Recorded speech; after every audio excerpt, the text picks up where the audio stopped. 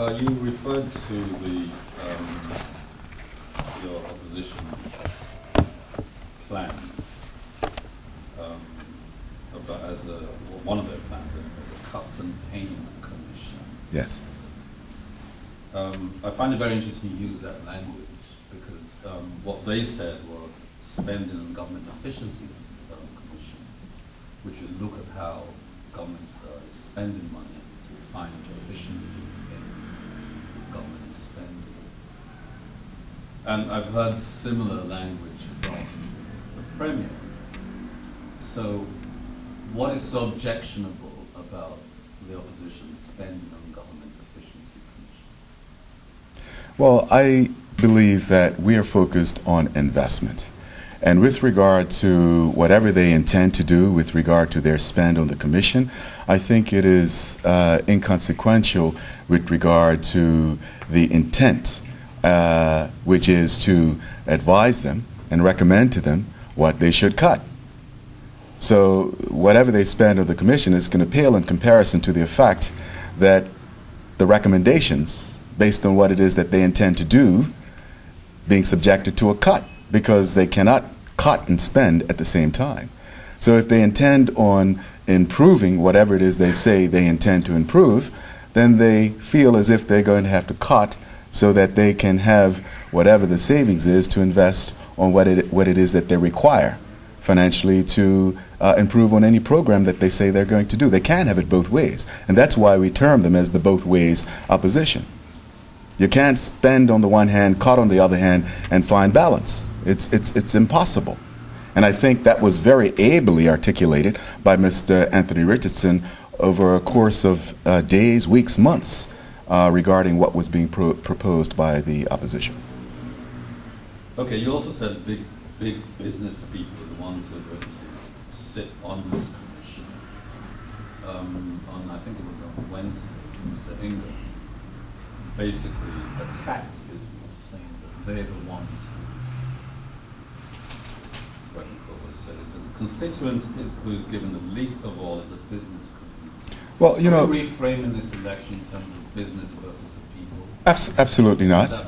Absolutely not. No, it's not fair.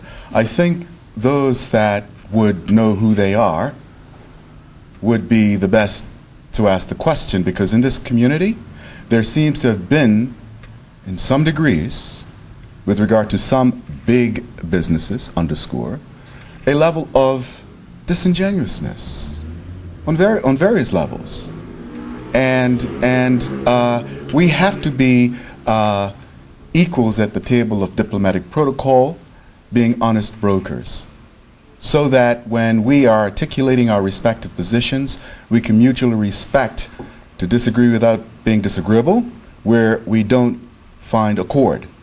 And when you look around the country, notwithstanding the challenges that business across the board has in a depressed economic climate, it does not help to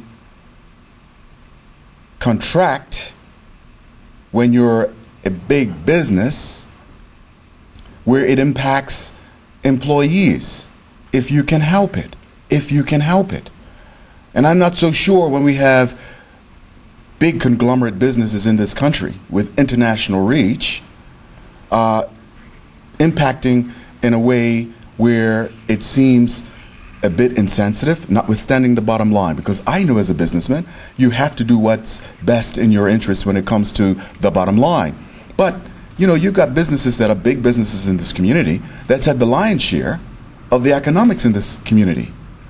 So I would think that the sharing of the pain should be spread across the board, not just government feeling the pain, not just the employees feeling the pain. And businesses will argue that they're feeling pain too. Well, let's talk about it by addressing it in a very honest way.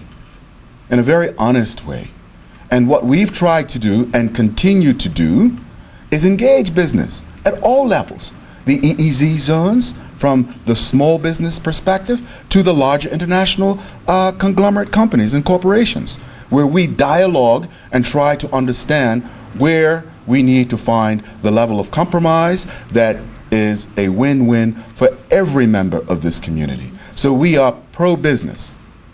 But at the same time, we have to call out business when we believe there is a level of disingenuousness. And we're not going to point a finger and name anybody, because we don't intend ever to throw people on the bus. We want to engage people and try to work it out.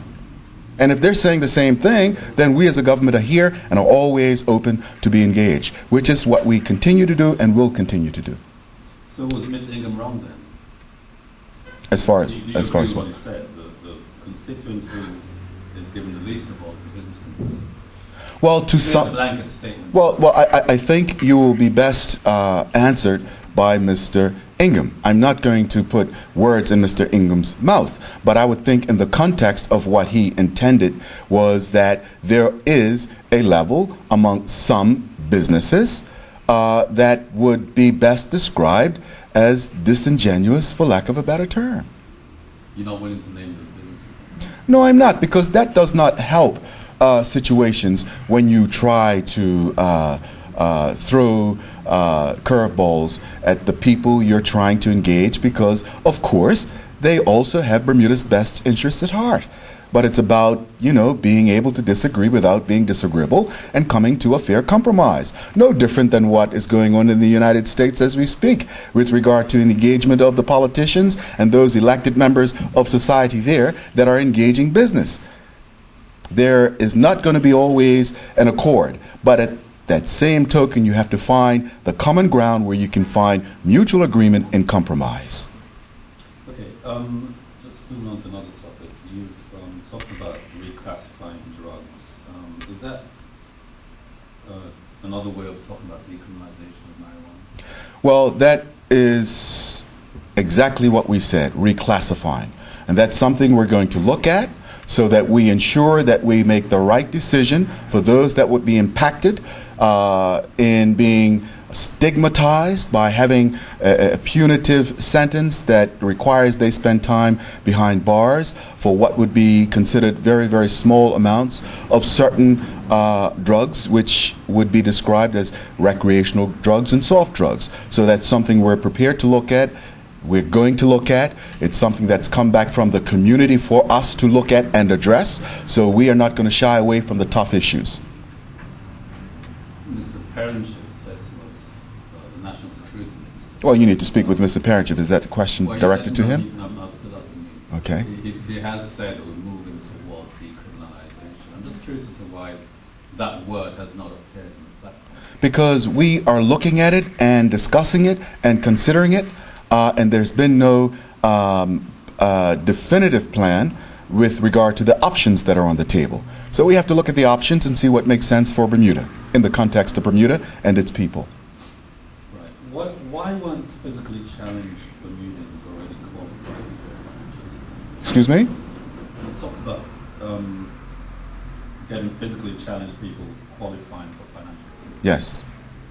Why weren't they already qualified? Because there was nothing in law that addressed that particularly with regard to financial assistance, but with regard to health, there was access to the physically challenged and senior citizens office, and most of the senior citizens were being well served and continue to be well served there. It has come to our attention now that there are a few people, and it's a very, very minor amount based on inquiries, and as a result of there not being anything in law to facilitate the consideration of assessing them, we're now going to do that very soon, as a matter of fact, and that is as a result of it being a negative resolution on a policy basis. So once we are aware and we see where there may have been some oversight, we immediately address it in the most expedient way, as we intend to do in the earliest possible course. So it will be by negative resolution, which means it's not affirmative. Affirmative resolutions has to be fully debated in the House of Assembly and then consensus by majority, passing the law. Negative resolution is where it's policy, and we can just gazette, and then it becomes effective based on the date published that it will come into effect. So that's what we're going to do, and I'm very, very pleased that we have caught that a bit of an anomaly, and that it wasn't more people than are already affected by that because of the other various services that government provides to that particular constituency. When did you realize that this anomaly existed? Well, we had received calls, and we were looking at where there was the anomaly with seniors who had an interest in property. And as a result of that coming to the forefront, seniors were looked at in a way where it made sense for us to facilitate their needs, especially those that had assets but were not able to meet their financial obligations on a monthly basis. And it was a unanimous consensus by my colleagues in cabinet to do the right thing, also with caucus as well. And then, we said, look, we've been receiving, it was reported to me, various inquiries with regard to those that are physically challenged, that have an interest in property. Not all physically challenged people that have an interest in property have a deficit on a monthly basis. But for the few that are experiencing hardship where they need cash flow to cover their monthly obligations financially, we're prepared to do the right thing. And that's what will be done sooner rather than later. And it could be well done before that big date next week or the week after. So actually the question is, when did you realize? A year ago or 6 months ago? No, it was sooner than a year ago. It wasn't as far back as a year ago. We were in the process of gathering the data relative to all things across the board as far as financial assistance is concerned, and in that interim, because we heightened that we were prepared to look at the financial assistance amendments and regulations, we were receiving phone calls. In fact, in 2011, there was also some inquiries, and at that time, we did not look at it specifically because we felt there was services elsewhere where they could access. More recently, we found out it would be prudent for us to look at it again in 2012 because, again, when we raised the issue, it came to light, and we decided, you know what, let's not just cipher them off in the area that they're used to getting the service from. Let's see what we can do to even help them further. Some people might wonder why it can be resolved simply through a negative resolution procedure. Why haven't you done it? Because it's a policy situation, and we had to look at budget. We had to also look at the data to see if it was something that would be prudently appropriated right now as opposed to waiting for an ensuing budget year, because obviously I got the budget to work with this year, and with that not having already been allocated, we had to make sure, based on the data, that it was something we could sustain for the end of the year to the best of our ability. How many people does it affect? It affects somewhere in the region of between 10 and 15 people. And how much would it cost? We're looking at somewhere in the range of, I believe, and I stand to be corrected, somewhere is in the range, because it's all on projections, around $130,000. We're just going to take a few more questions, and I have to go to some of the ministers out for an appointment after.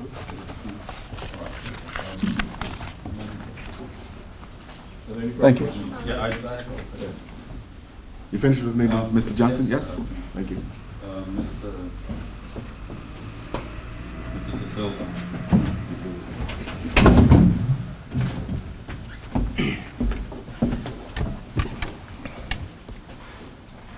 You said that banning public smoking had an impact on healthcare costs. How do we know this? Well, I didn't say it did. I said it. I certainly hope it did, and it should have had an impact. And I would venture to say, I'll go on a limb a little bit, Mr. Johnson, and say that it has to have had an impact. We know what smoking does to us. I shouldn't have to elaborate too much. I can say this, that even if I get in an elevator and no one's in there, but someone had been in there that had been smoking in the past, I could smell it. And, smoke is harmful. It's, there's certainly enough data in the public arena to verify the facts behind smoking and its damages, the damages it can do to one's body.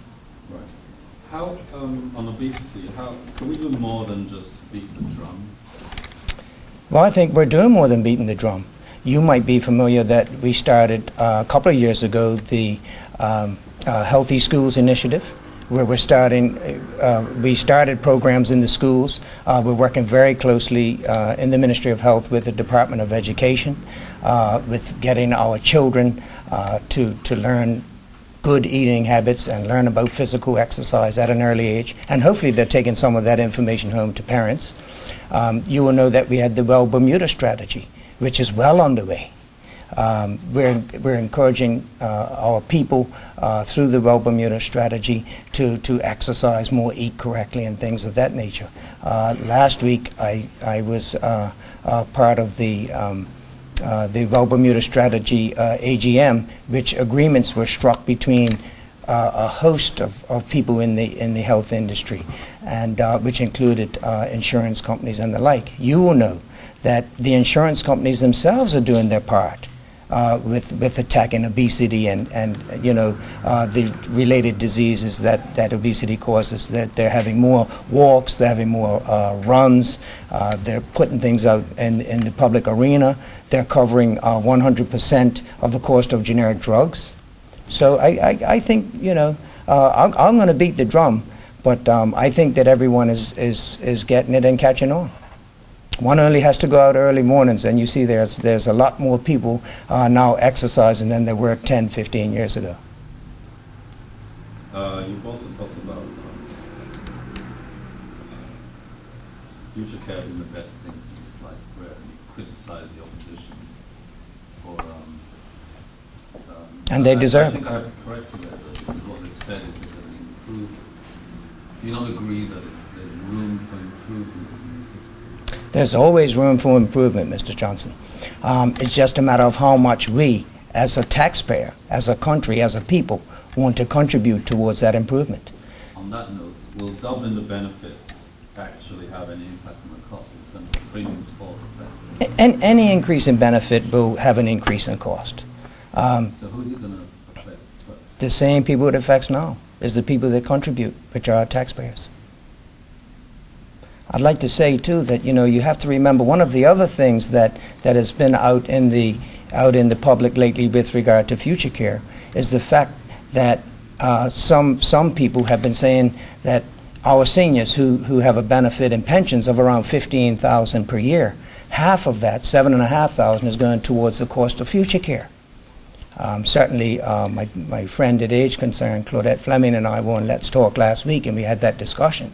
And they're saying, and it's been said, not only by her but also the opposition, that this is a strain on our seniors. But remember, before future care, they paid 100% of those costs. Now they get a $7,500. Our seniors get a $7,500 reduction in the costs that they have to outlay for the coverage of future care. It's awesome. It's the best thing since sliced bread. I'll continue to say it. I think we have Mrs. Miners and Mr. Furr. Do it? Yes. All right. Point to sing. Don't let him down. I'm a soprano. Don't let him down. Alto and tenor. Soprano, thank you. I'm just wondering, you mentioned this new initiative with the BEDC. I'm wondering why it can't be connected with the BEDC, why this all can't be combined and it can't be dealt with within the same program. Well, they're two different programs. I understand that. Yeah, and that's why we have them separate. One body deals, and I let the minister talk about BEDC, but BBDC is an organization made up particularly of key stakeholders within the international business. Government has a stakeholders, and we have boards of directors on that body. But we're targeting the international sector, particularly in certain facts such as asset management and Islamic financing, whatever, wealth management, and so on. But there are two bodies. It's like, right. well, they're. I'm sorry to interrupt you. You said that it was about creating jobs, and isn't that not what the BEDC is about as well? And it's about if they come in and they, spend money and it's going to, invest in the economy, is that not the same initiative that the BEDC is doing? The Bermuda Economic Development Corp., formerly known as the Bermuda Small Business Development Corp., has as its mandate to assist the employer. They assist the employer in their entrepreneurial endeavors, in their sustainability of their businesses in particular areas. The Bermuda Business Development corporation, is more broader and seeks to branch out into the international business sector, which is not the remit of BEDC. What BEDC is prepared to doing forward is to deal with the medium-sized business, and in that vein is working with a local accounting firm who has a knowledge base to assist in that regard. So that's the distinction right there. And also, we're going to change the name BBDC. We started out with BBDC when we first put. And so, Oh, you made that. the board is looking for a name. Right now, it's getting the foundation lead, and the name will follow. Minister Miners. Yes. Yeah. You said that the economic recovery plan is making progress. Where's the evidence for that? Briefly, please. Where's the evidence for that? You you definitely see it once we are successful at the polls. But I think what you have We have to vote you in to actually see that. that is true, but that's expected. But I think what we have done and our reputation that we have presented over the years that we have been governing is indicative of the fact that we do have a plan. There is the engagement of the various stakeholders with regards to creating that environment for employment. The contained within the platform is the mention, and the words that I spoke earlier pertain to the work permit policy that will be released in the new year, and it will have aspects of it that I think will greatly contribute to that very thing, and that is to deal with the making progress. I'm asking you, where's the evidence of progress? I think what the minister has referred to is also the increase in numbers.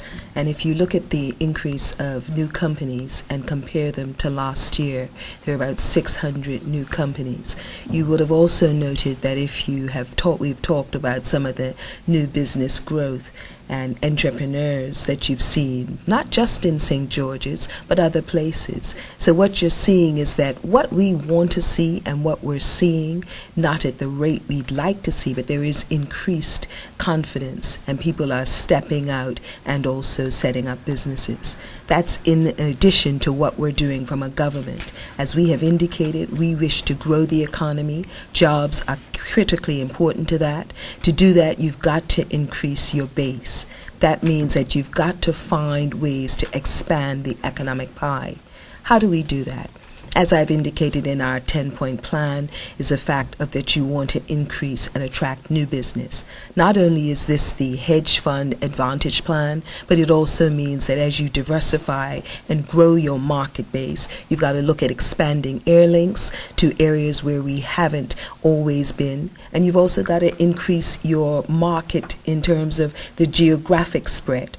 That's why we have the GCC task force. That's why we're looking at how we can also have the business summit approach, and how we can also, of course, look at increasing our tourism product and getting hotel development. And that means greater foreign investment. That's what we mean. And certainly in terms of job growth, that's critically important to how we increase economic activity. But what the minister has certainly indicated in her comments as to seeing seeds of growth and recovery is the fact that you're seeing some greater measure of confidence in people setting up. And that's what we intend to build on, and certainly that's what our plan speaks to. If I may take some liberty, if you were to ask me what I thought were some of the critical aspects of the platform moving forward together, I'd say it's the returning graduates red carpet treatment. I'd say it's the new business initiatives. I'd say it's the issue of diversification and expansion of the economy with regard to our blue economy, and also what are we doing in terms of increasing opportunities for the cost of living to be reduced. And what do I mean by that?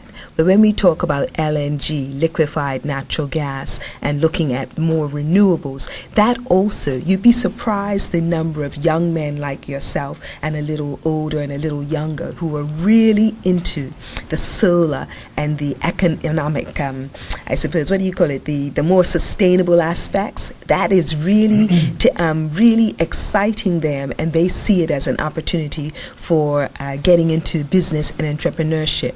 And the government has to use its tax policy also with regard to customs relief and other concessions to try and grow that type of business. But that is, if you didn't mind my interruption, as where I saw some growth. I do have 3 or 4 more questions. I think as many as 3, because we've taken a break over from I cabinet. understand, but there's many of you. There's quite Yeah. a few of you to question.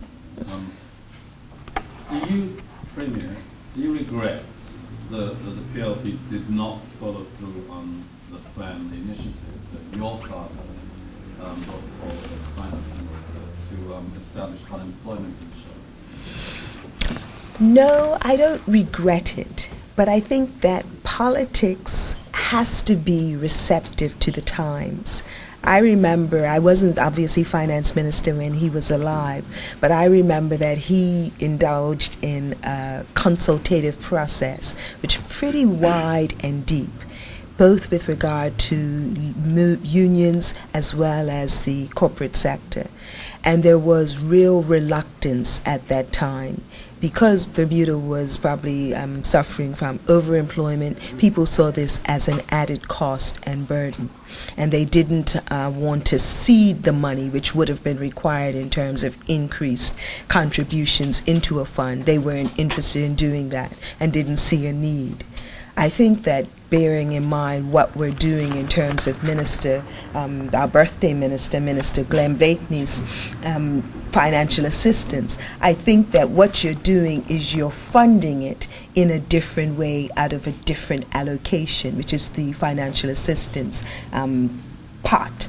I think, though, that now, based on what has happened in the economy, I think that that has had a measure of causing people to review their position in the sense of employers and employees. And I think that that is something that we're interested in pursuing.